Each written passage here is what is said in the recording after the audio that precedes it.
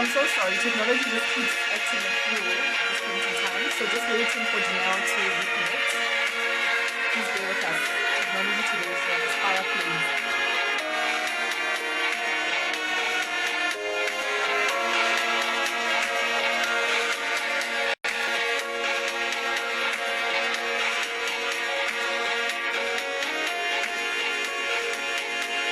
Yeah, send her the request. We finish reconnect soon.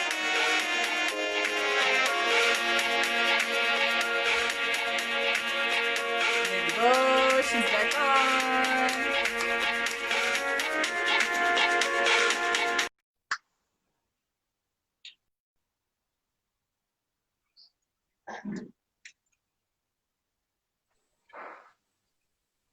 Welcome back. Back. Hey, you know what? I think the issue's on my side. So I'm actually at a friend's place, so it's not the usual Wi-Fi that I'm usually connected to. So now I'm like disconnected from the Wi-Fi and I'm using my phone, my data. Hopefully it'll be consistent. I hope it doesn't interrupt us. Sorry about that. Cool. So I still have the trail of thought with me. So as I was saying, and I don't know how much of it you got, but I was saying it's like being born in a family where there's wealth. It is then easy for you to know your power and your accessibility or access to money or abundance. Then you never have to question that. And I think I was born in a family where love and those kind of words and the gentleness was something that I experienced, that I saw being given to me, my siblings, my cousins, and the extended community. Then it was easy for me to believe in the concept of love.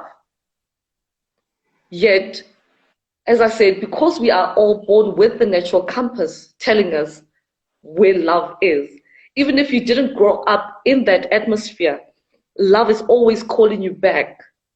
And that's why we can even tell when we're not feeling love by the feelings we feel that we have turned a bit away from love. Mm-hmm. It's even as fun as how humans end up creating things like a steering wheel that when you've gone the wrong way, you have the same ability to turn and U-turn back to the direction you want to face.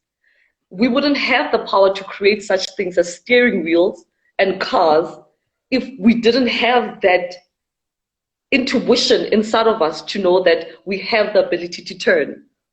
So when I decided to study psychology, it was really for me to understand what happens to those people who haven't had a great example that kept reminding them of that greatness. Can they be redirected back to remembering their greatness?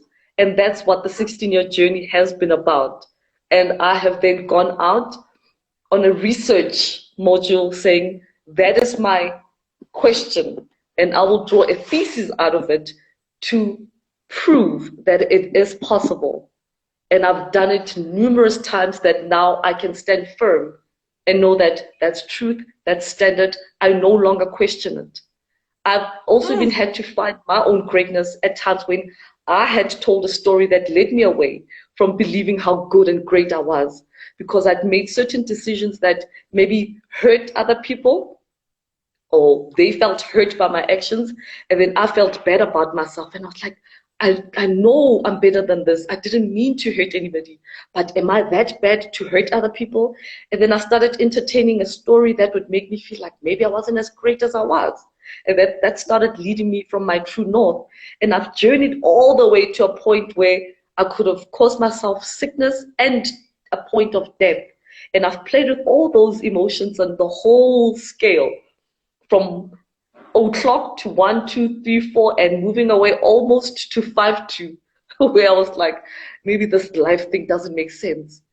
And at a time, just a year back, when I was really at my most frustrated, where I was like, maybe I really don't get this, I literally heard a voice inside of me saying, Dineo, I'm with you. And I know it was not my voice, because I was in a shouting match at that time. And that voice spoke and said, Dineo, I'm with you. And I stopped mid-sentence because I was like, who is this person talking? Because I could hear words that are coming out of my mouth, but I was like, what energy is this? But at the time, I had felt so tilted. I was at 5 2 for a while. And I kept thinking, why do I feel like I'm standing like this in life? I could feel I'm not centered. And the past year has been me telling a story that could lead me back to finding my true north again. And I found it. And I'm like, if I can even find it for myself, where usually I was helping to point it back for others, then I know this thing is real, because I am my own true testimony. And I've become an example to myself before I can, again, preach about the truth and validity of what I've always believed. Sure.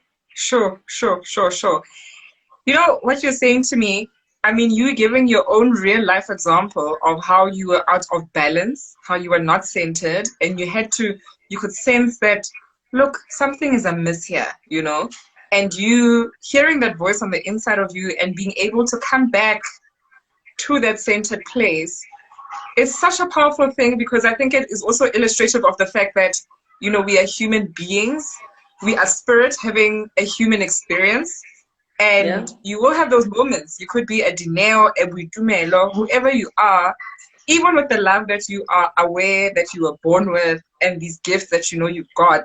There will be times in your life where you fall out of balance a little bit, and you've got to come back to that place. So I love that you're sharing that, because sometimes people, you know, there's a misconception that, you know, having this conversation with you today, people assume that you always have it together, you always happy-go-lucky, you're always in good spirits. But you being honest about that, saying you've been out of kilter a few times and have found your place again, that is absolutely amazing. And thank you for sharing that with us, because the next person, it makes it easier for them to know that, listen, things may not be in tune right now. It may feel like things are out of balance, but you will be back. Yeah. You will be back. Yeah. And the nice thing about, even when we feel like we can't get back to a point where people choose to tap out of this lifetime in the form of suicide, there's nowhere else to go even after death but back to love, which is God. So I've even learned during this time to not feel sad about death anymore, and to understand it. Even it dawned on me last week that every night when we sleep, we die and rest in the arms of our Father. Every night. And I believe that's how the final sleep that we call death feels like. We just return back to the arms of our Father, like we do every night when we fall asleep. What a way to put it. What a way to put it. It sounds like, I mean, when you put it that way, it sounds so death. Obviously, a lot of people are fearful of it. It's what happens. It's one of those things that's certain. When we are born, we know that is what is going to happen. And obviously, we're never quite prepared for it. But when you liken it to sleeping, saying that every night when we sleep, we die, to wake up again, but we die. Wow. I would have never thought of it like that. I would have never thought of it like that. It was a new thought for me. And I've been having a lot more of those moments where I can now match why the Spirit God created Mother Earth.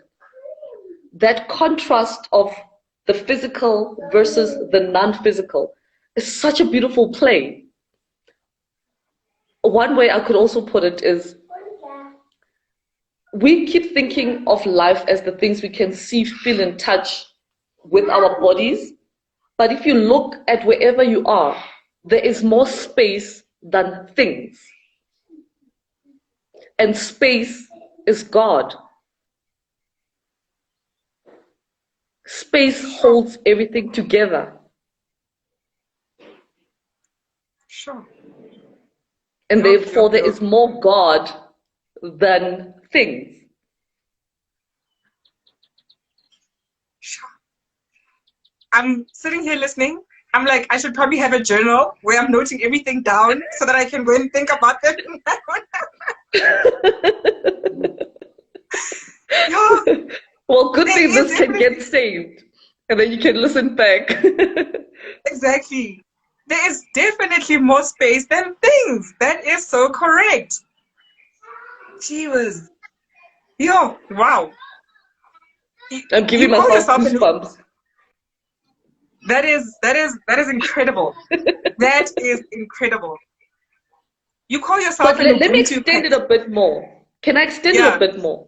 Please, Because I please. find God is a multi-layered kind of guy. He's so dynamic. He likes to play with us. He likes to just show his greatness in so many levels. Hey, Bilal would like to say something.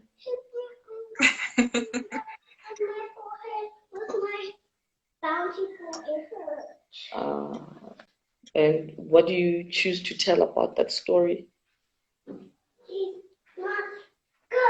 And what about you? Really? Oh, come get a hug. Feel better? Oh man. And go have fun outside, ne? Okay. Find something else that can make you happy in the meantime. Yes, I'm back. Sure. Yeah. So yes, you know, this is my favorite topic. So yeah, let's get back to this one. So I was telling you about the different ways that God plays with us. So there is outer space, right? And then there are planets and all these meteorites and all of that. But space holds everything in orbit, from the sun and the moon and everything. So God is there as space, or we call it spirit. Then, even in the world, the circle that we believe we live in, even there is more space than matter. Even in a room when you sit, no matter how much you try, really most of the things are down below, and then there's always space.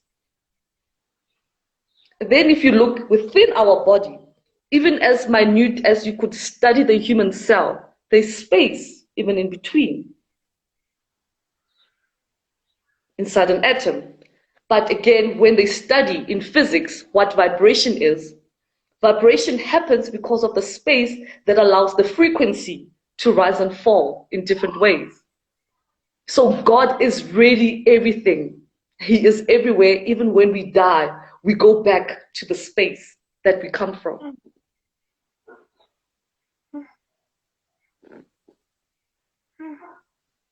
Yo, I'm like digesting it. I'm like every bit of it, slicing it, taking it in, eating it, feeding off it. Yo, girl. There's a nice thing also they use when people pass away, that ashes to ashes, dust to dust, that really what is of material stays in the material world, but that which is spirit returns to that which is spirit. That again gives me comfort when I think about death, that there's nowhere else to go but back to the originator. Wow. I'll also tell you a story about how my children came into my life. So I have Peluyami, who's 4, almost 5, and there is Luando Jr. Tsidiso Anele, who is now 6 months old. And both times I requested God to be a mother, and the children then became creations.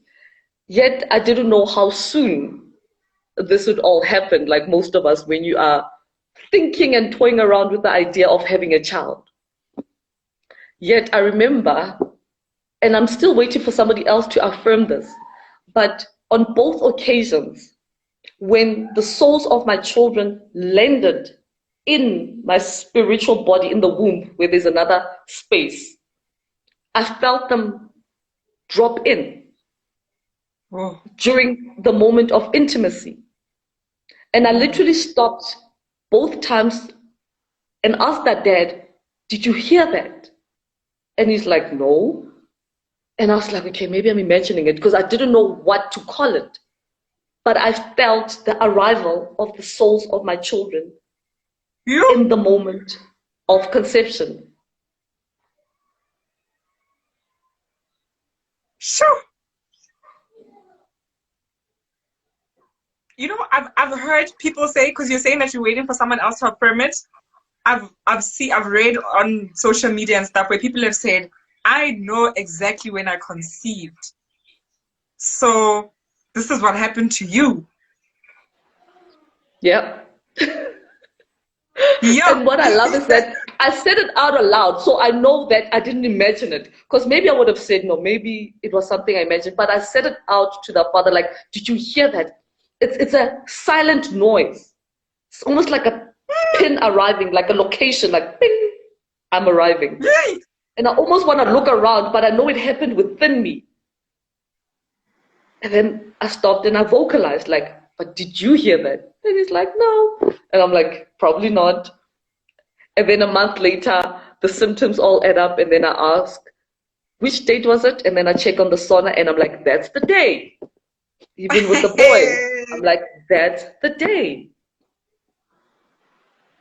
That in itself for me affirms that when we sometimes say some children were born by mistake, even if it was a case where somebody felt that they were being sexually violated, when that soul arrived, that means there was a portal, meaning there was almost an allowance that happened for you to allow them to drop into your womb.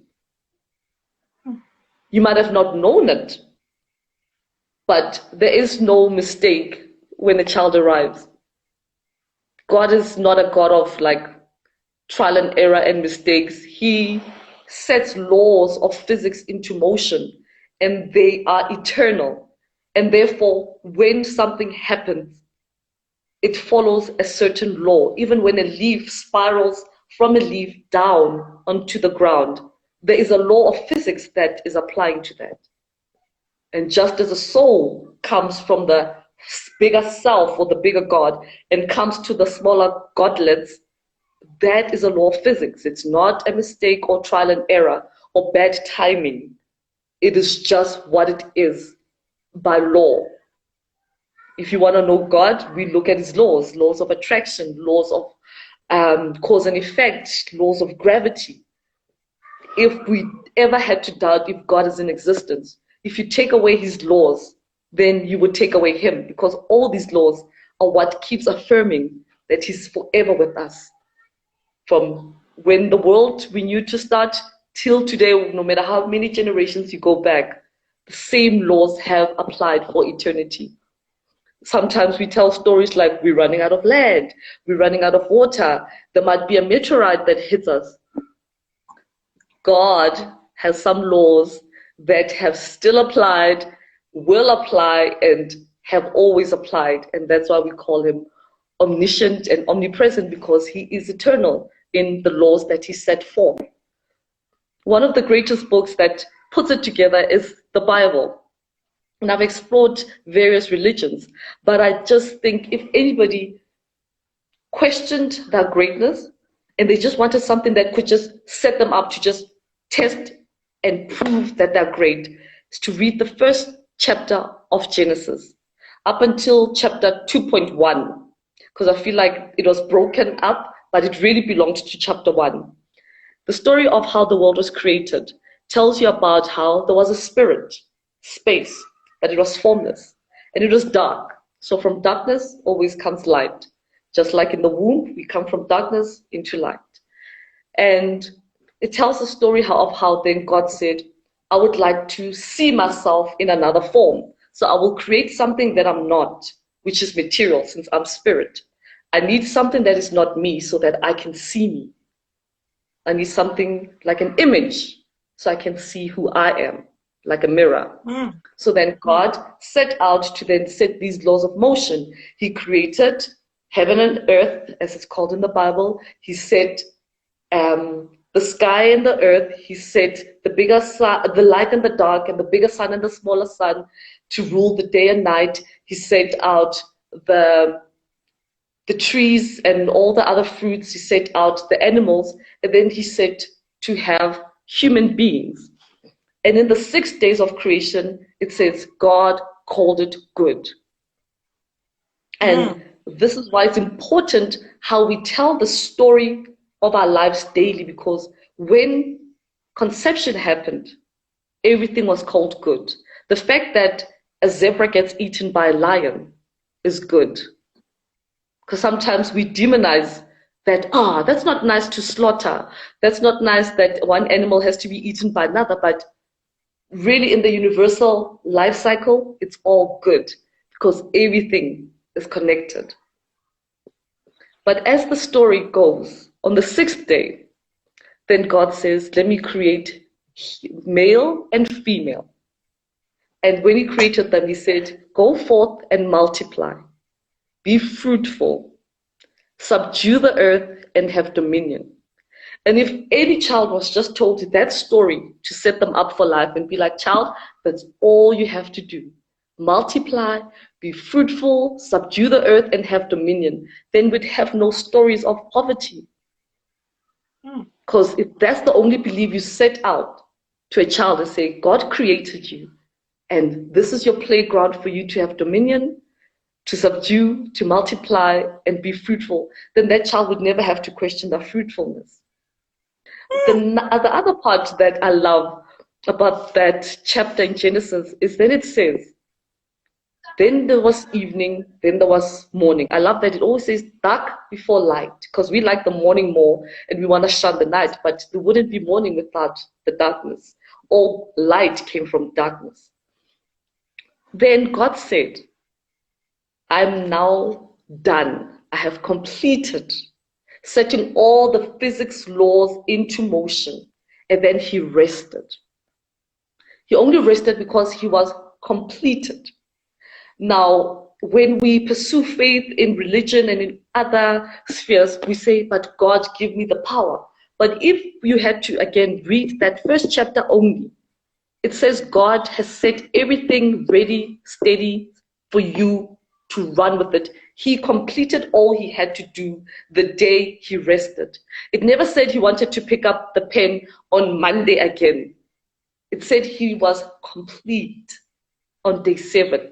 So the reality that we are living now, going forth, is God's day 7, where he has set all the motions to empower us to be fruitful, to multiply, to have dominion, and to subdue the earth. And now the power is really in our hands. We never have to come back and say, God, give me the strength, because it's like, it's in you. The laws that are set forth are in you. It's now just a principle, just apply it. As I am God, I have done all I can as a father. Now, as a child, it's in your hands. To enjoy this big, beautiful playground. That is massive. Massive, massive, massive. Because we go on about our daily lives and we forget that from the beginning of time, from when we were created, we were equipped. And every now and again we'll step out of balance. Yeah, no apple seed needs to go to school.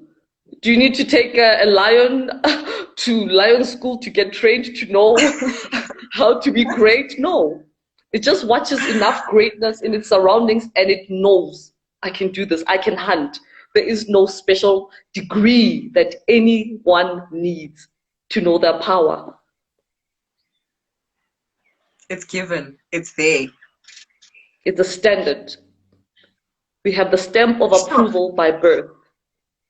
Even if you look at the biology, if you look at statistics, of birth. If you go on YouTube and you watch a video on how the sperm enters the egg, it is mind-blowing. I watched it a couple of months back, and I don't remember the numbers properly, but it will tell you that when the semen and the sperm is then inserted into the woman, there are millions of sperm swimming. Okay, and at some point, when a few go through, there's a cut-off, there's a threshold. Something closes and the rest die off. And then the rest that made it through swim forth. And then when that one penetrates, that egg shuts off and the rest just bump against it, but they cannot enter. Out of all those millions, then you get birthed when we study it in biological terms. Like, come on, that can't just be like hocus pocus, it was all by chance. There's too much intelligence behind that system to just think, I don't know, it just happened. The baby just happened to just appear. It's too intelligent, the mind of God, to just be called, yeah, I'll just see it when I believe it. There is so much more that God created to just balance off and create the magic that life is. Yeah. I want to know, so you have said in our conversations, you've told me that you regard yourself as an Ubuntu practitioner.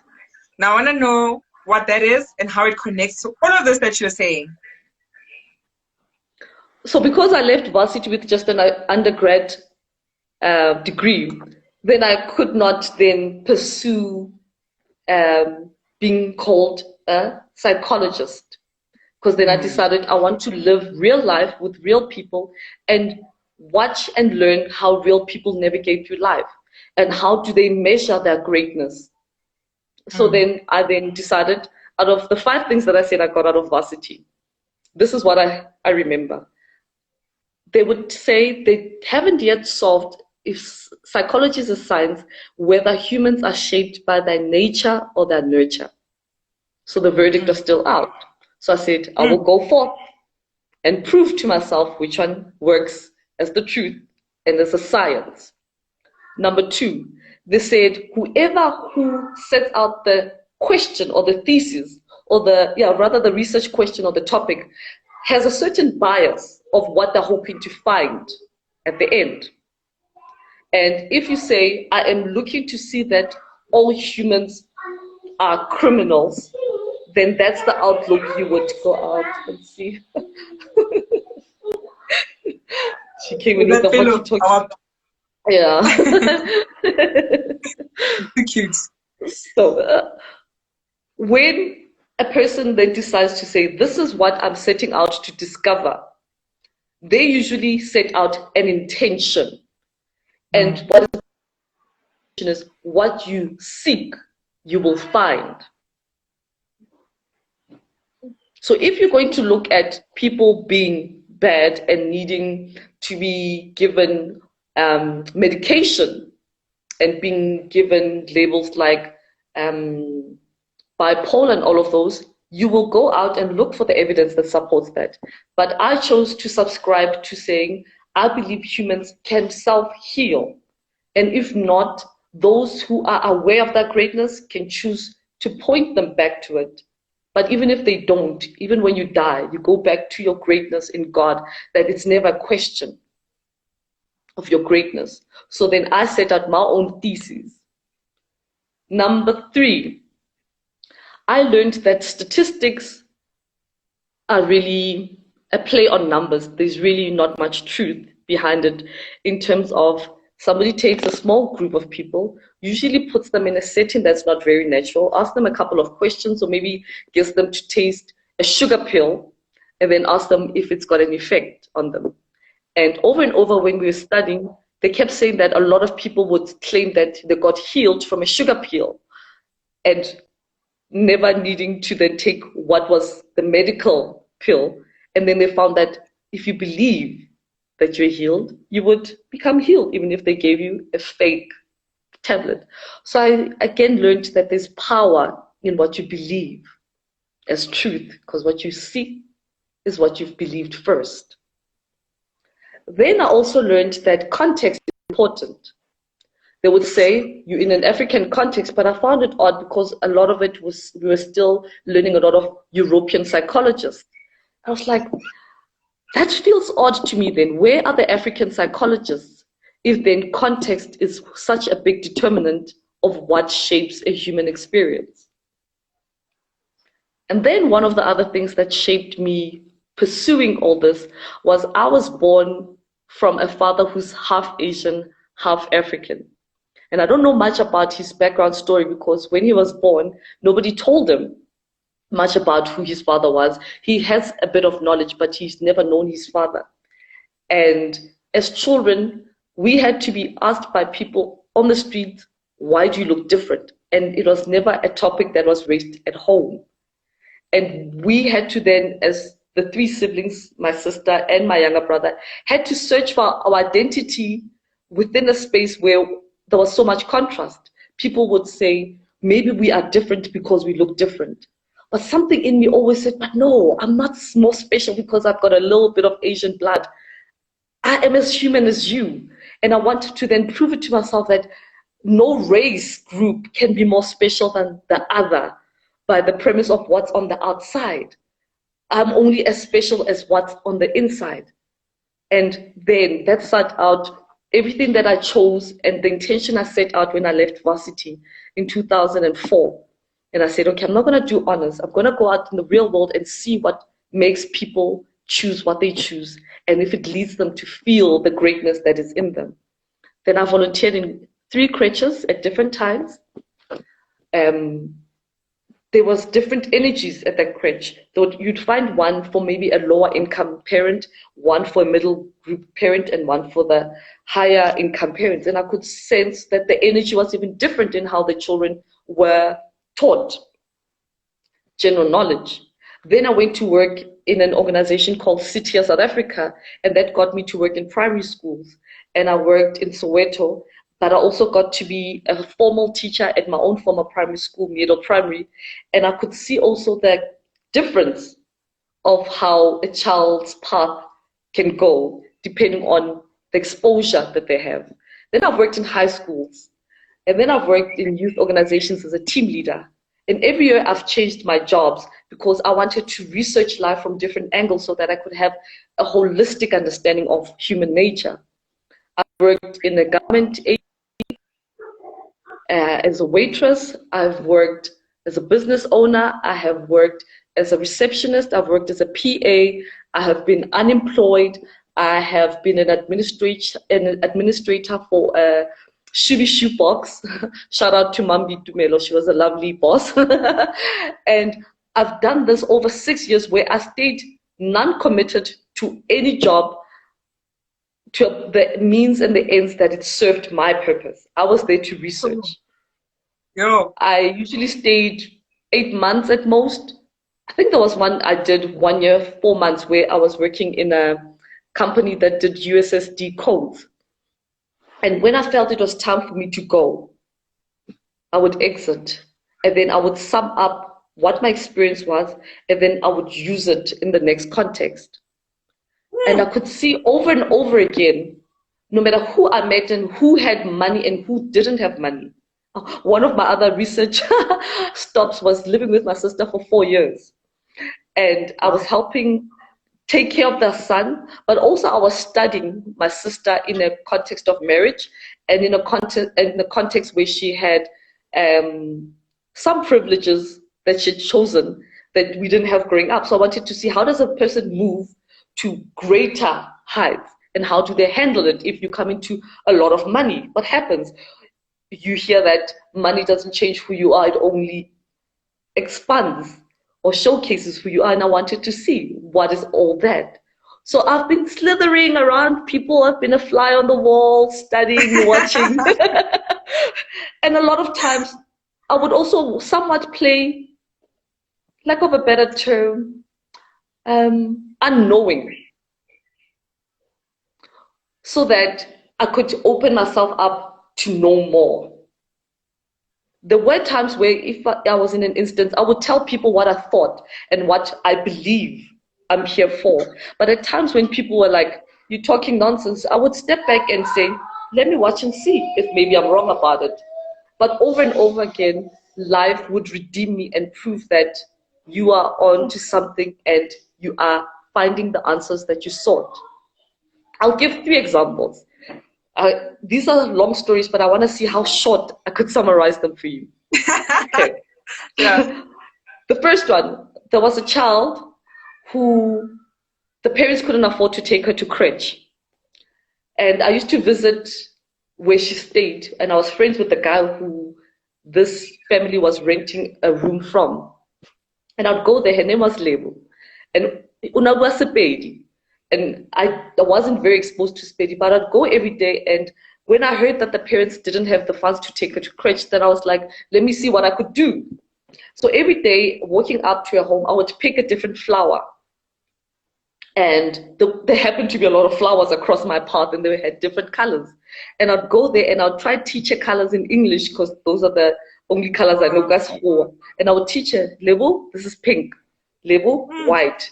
And I'd pick different things, different colors, and I'd try to show her different shades. And I wanted to just prove something to me that even if we had a language barrier, could I teach this child from where she was? She was about 3 at the time. And it went on for a couple of months.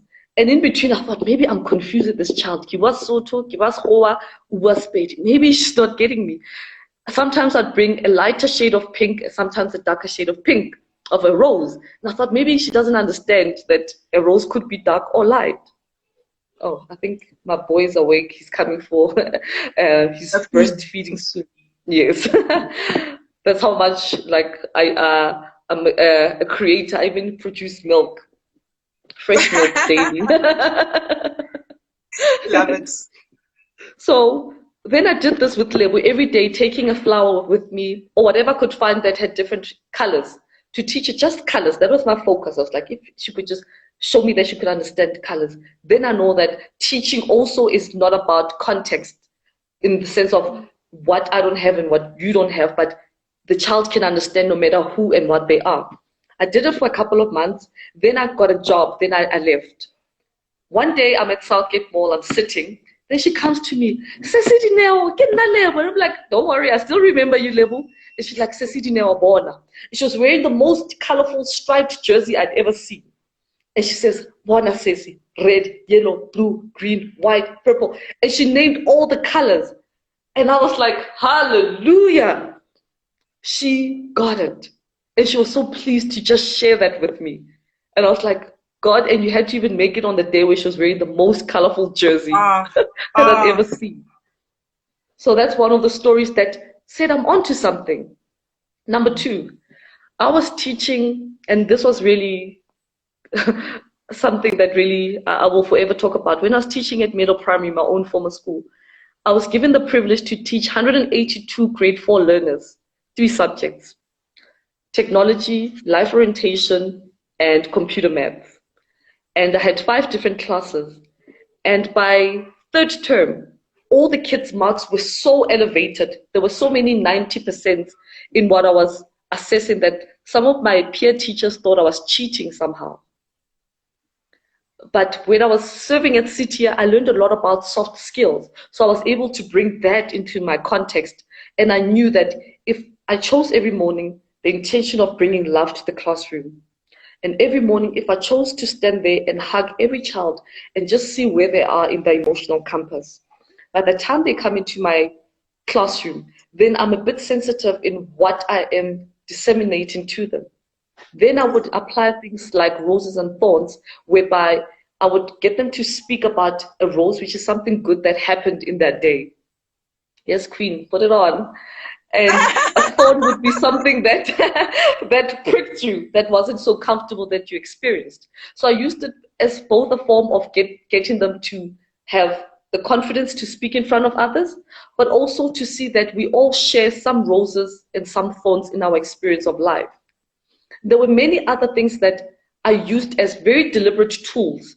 I've got about 10 that I used, and I've written a book that I'm going to publish about 10 things that I did deliberately in that year to get the children to move from not believing in themselves to then getting 90% in both my subjects. But there was one particular boy who used to get about 4%, and his name was Linda. And he had a lot of resistance to being taught. And there was a time I remember even saying, Linda, if you could just help me out and just do what's required, we'll be cool. And he cracked his knuckles as if he was going to punch me. And he was my height at grade 4. And I was like, yay, how do I navigate through this? And one of the days when Linda was pushing so much against me, I was like, God, I need to go to the toilet and pray. So I left the class and I went to go pray. And I was like, God, I know my intention is to bring love. But right now I'm finding it very hard because Linda's really pushing my buttons. So let me remind myself why I'm here. And a concept came to me. Kill him with kindness. He's so used to people killing him with aggression because of the energy he gives. But rise above that and kill him with kindness. I went back to the class and I said, Linda, I see you, boo. I'm not going to give you what you're expecting. I'm going to start killing you with kindness. And he was like, whatever. And I remember he sat back like, yeah, let's see how this is going to go. And he propelled and extended that rebellion and that aggression so much more. I was like, what did I start? Maybe I shouldn't have said anything. But then I kept repeating the positive messages to the kids daily. And I kept loving them and I kept loving them and I kept telling them I believed in them. And every lesson started with that before I went anywhere. I spent more time preaching about that goodness than teaching. And by third term, Linda, instead of getting 4 and 7%, got 36% and 35% for both the subjects. Computer maths was then computerized, so I didn't have to do the marking. And when I was giving Linda his test assessment papers, he looked at me and for the first time he smiled in 9 months. And he had the most beautiful smile. I really stood there for a second. I was like, he's smiling. And then I went to sit by my desk and then he came up to the table and said, ma'am, can I please make a speech? And everybody in the class got tense because Linda never stands up to ask for anything. And I was like, okay, Linda, go ahead. And he stood up and he said, class, ma'am, I'm sorry for being a bully. And from today on, I'm going to be a better person. And that boy did a 180-degree turn. He started finishing his homework suddenly, taking out library books. He was carrying girls' bags. He was pulling out chairs. He stopped fighting. He would help me in class. It was like, sure, he made me believe that much more in the God power. I met him. I met him, I think it's about 3 years ago now. It makes me want to cry when I think of Linda. Oh. I almost cried listening to the story. I had. Yeah. Yeah. He touched my heart the most because then I didn't see him since grade 4 until 1 year where he was supposed to be in matric. And I meet him at a shopping center and I'm like, how, Linda? This is a weekday morning. Aren't you supposed to be at school? And he says, no, I'm done. But I'm like, no, wait. You're supposed to be in matric this year. How come you're still out here? And he's like, no, I'm done. And I'm like, what do you mean, Linda? And it's like, well, remember when you taught me and I started passing? Then they still decided to take me to special school. And when I got there, I started getting such high marks that within 6 months, they promoted me to another grade. And then I did that grade. And within the next year, they said, I'm passing so well, they made me skip another grade. And that's why I'm done earlier than what my peers are who are still in matric now. No. Yeah. No. No. Yeah. Sure, no. Yo. Yeah. Sure. Don't look. Hello, Pillow. And then I go speak to Mela. Hi. Yeah. Oh, you're fixing the screen for me? Hi. Oh. She came to lighten the moment when I was about to my eyes out, so she came to lighten the moment. And actually, even the story I'm about to share, the third one, I'm glad she came in because she inspired me to share it today. Because she asked me about it, and I'm like, she knows the impact of what seeing people's greatness is all about. So I'm glad she came in just in that moment. So apart from breaking the ice, but she was asking me about this other Abuti label. He was 42. I met him last year. And there's a background to his life that I don't know. Yet when I met him, he didn't talk. He was washed by the nanny. He did not wipe himself when he exited the toilet. And really his life was then controlled by what other people gave him. So now, when I met him, my uncle had passed away and I was looking after his home, and Abutlebu was staying with my uncle for the past 4 years that his mom passed away. And I came in and his family was going to now take him to be with them since my uncle had passed away. Now, in the time I was there looking after the home and receiving people who came to bring condolences, I was watching him and I was trying to understand, is he really disabled as it was being put out? My one cousin who kept coming frequently from Lesotho, mom, how to look after him, was like, yeah, no, this is how I know him. We just give him food. He asks for cigarettes. We give him 4 cigarettes a day. We give him his medicine, and that's the routine daily. And I watched it, and I'm like, something in me tells me I can shift this balance. So I watched him one day. He came to ask for cigarettes, and I'm like, if somebody can ask for a cigarette, they are thinking. There's something that tells them it's time to go get a cigarette. So I'm like, okay, noted. Then the next day I was like, Abutlebo, I'm sweeping outside. Can you just help me sweep outside? And he's like, no. I'm like, So he understands what's sweeping and he can say no. Interesting. Then the next day I went to him again. I'm like, do you want to help me with dishes? He's like, no. So I'm like, okay, he knows his power. But I'm like, just please take this broom. I've got enough house chores. Go outside, sweep for me. Just please. I'm sure you're bored in your room the whole day. He goes, he sweeps. I give him the dustpan. He puts the grass in there and he throws it all away. And I'm like, then he's able. Interesting. Then later on, I'm like, here's the broom again. Please go sweep your room. He goes, he sweeps, and he lifts the bed and he sweeps and he comes back and he's like, oh, I swept where you suggested I sweep, but I've also picked up the bed. So I'm like, oh, so he can even think further for himself. Interesting. Then I was like, let's talk a bit later. Sit down. What do you remember about your life? And what he could remember was only up until the age of 18. He remembers which school he went to, he remembers what sport he played, and most of those details. But now he's 42 and there seems to be a gap. And then I said, can I just try jog your memory? I'm going to tell you the birthdays in January. My family has a lot of birthdays. About 5 of us are all born in January. So I said, I'm going to tell you everybody's name who's born in January and their birth date. And I want to see if you can remember. And I would write it down and I'd write symbols for him and I'd put it up. And then we played that game. And my cousin Mom How came in and she sat there and her jaws dropped. And she's like, this guy is answering you. I have never heard him talk in 4 years.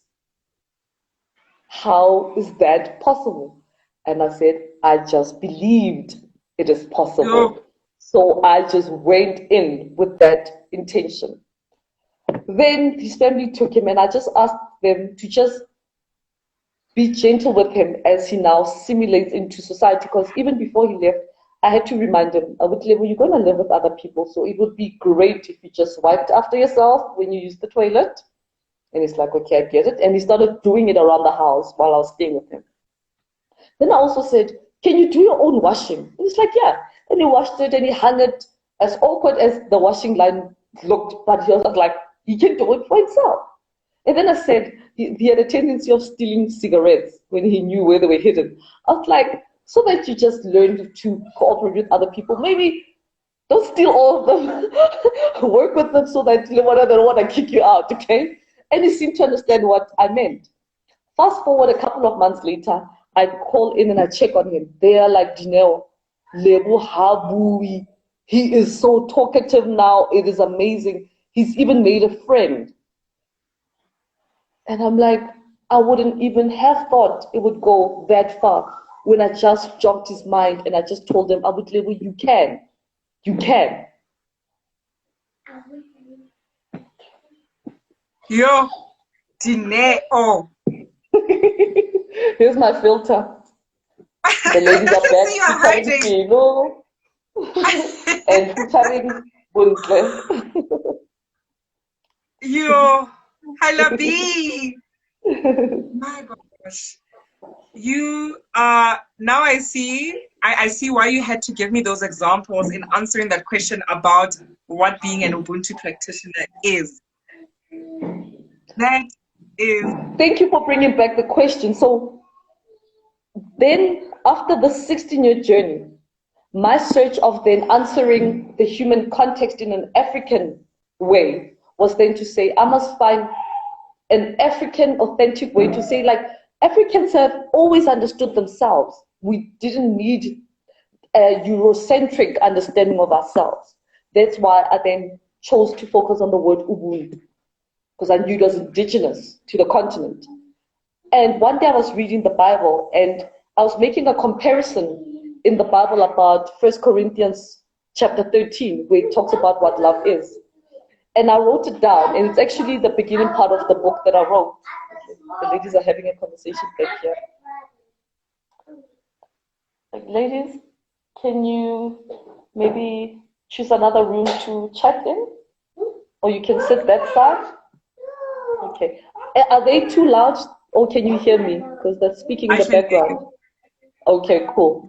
So then, apart from then choosing the word Ubuntu deliberately, I went to then say, what universal way can I compare Ubuntu so that, again, it's not anti anybody else, but that it's true to Africa. Then I read the Bible, and as I was reading 1 Corinthians 13, I remember slotting in Ubuntu, where everywhere it said, love is patient, love is kind, love does not seek its own. And I put Ubuntu there, and it fitted like a glove. And I was like, it's the same thing. It's a universal concept. Ubuntu and love are God's language. And then, because I couldn't take the title of being a psychologist, I then said, what have I been practicing? And for the past 16 years, I have intentionally been practicing the principle that I believe in, which is Ubuntu. So that's why I termed myself an Ubuntu practitioner, somebody who has been practicing the greatest form of love that I could feel towards myself and extend it to the next person. So I feel I've been holding very true to that I could deem myself an Ubuntu practitioner. So it's my own title that I've created for myself, that I feel I have honored with my life's work. From all the children that I've worked with, to all the corporates that I have given love to, different people who felt like, Janelle, I know you're bringing me. Okay, Billy. Some people will be like, Janelle, you've brought me something, like maybe when I was working as a customer service representative. Let's say you've brought me a table that I've asked for so long, but more than anything, you've brought your energy to our office space. Thank you. And that's always affirmed that that's what we need to bring more than the work that pays. If you bring the great you that fills up the space, when you fill up your space with your God energy, then it shifts the energy, the dynamics. Even to this day, I've really never applied for a job with a CV. All these jobs that I've had, I've either been recommended by somebody who knows me, or being headhunted in some way, or somebody who just says, yeah, I've seen you work in this space and I just loved your energy. Can I please employ you? And most of my professions were not seemingly related, but my energy spoke for me.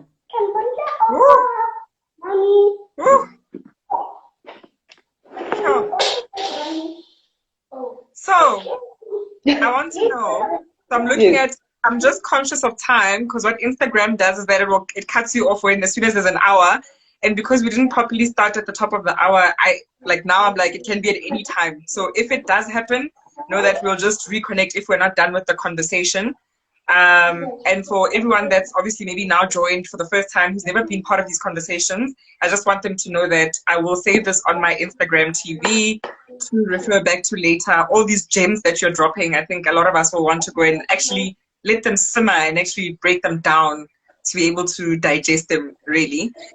So yeah, disclaimer out of the way. I Sure. want to know, with all, you are great. You are, I can't even find a synonym for that. You are incredible. You are spreading light. You are life. You are love. And I feel so blessed and so grateful to be sitting here on this platform, having this conversation with you. And I really just pray that God elevates you to a far greater place so you continue doing this. And with that said, I want to know, what is the dream or the vision to expand? This is obviously who you are and what you do on a daily as a person. It is at your core. But do you have a dream or a vision that you'd want to see come to life to enable you to do this on a grander scale? Oh, it's like you knew you knew me before I even said it. So finally, I said to God when I felt like I was coming back to my center.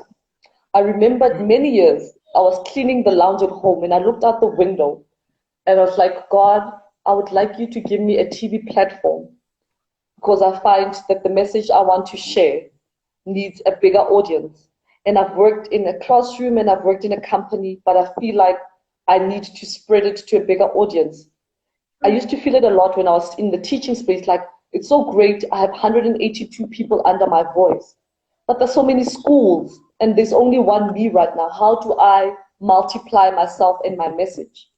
I've multiplied it in the 182 minds that were under my care at that time.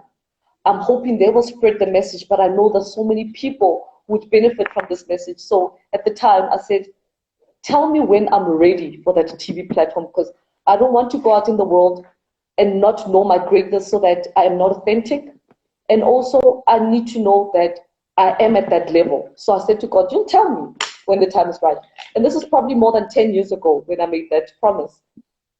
And at the heart of when I was still thinking, I am not understanding all of this, I'm swimming in different contrasting experiences that were challenging me. And I was like, am I getting this? I thought I was great. Why don't I feel great? And I found all of it was such a simple concept on how I got myself into a jam. And I could now understand how I could unravel myself out of that jam. And it's something as simple as the story I tell myself. There's nothing deeper than that. There's nothing, I don't know, more profound happening in the background. It's really just the story you tell yourself. When you know your greatness, it's because that's the story you tell yourself. But as soon as you say, but maybe life sucks because other people don't have it good or somebody pinched me yesterday, you start moving to blame mode and you move away at 12:05. Then you say, but people are not nice because people sometimes steal from each other, and you go further from believing in your greatness and other people's greatness. And then you end up thinking, but they might steal from me or they might kill me. And that starts feeding into fear, and that leads you away from your power. Yes, Billy. Thank you, Billy. And all I found is when I was at my most fearful, at my 5-2, my point of the most fear that I felt, because of the story I had started telling myself, and now it started feeling like my reality. All I had to do was say, wait, whose am I? I didn't create myself, because there was a time I was like, I'll be atheist.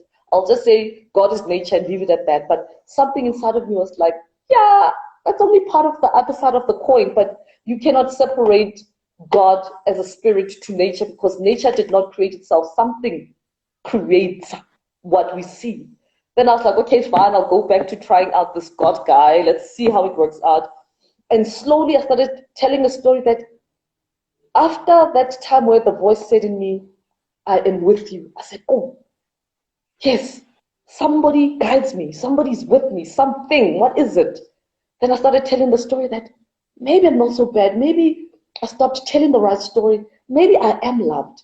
Maybe I've just forgotten how. I remember a time when I started telling a certain story that tied my stomach into a knot that made me believe no longer in my greatness. And then I started going back and unraveling those knots that I had tied at each point on the clock that made me started It's forgetting cutting my... us off. It's doing that timer thing. Okay. So let's go off All and then right. we'll reconnect so that we can finish nicely. Yeah. All right, so I'm going to end it. And then, guys, please join us again. Let's see. I don't even know how to end it. Okay, I'm gonna wait for it. It says it's got 10 seconds left on it because it won't let me end it myself. So let's